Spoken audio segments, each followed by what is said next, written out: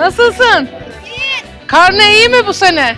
Sonra başkanım. Oo, en güzel sizinki. Afiyet olsun.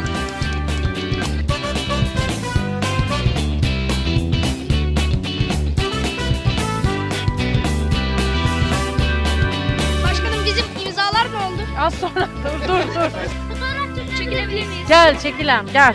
Gel. Heh. Ama dur çevirmemişsin. Ha.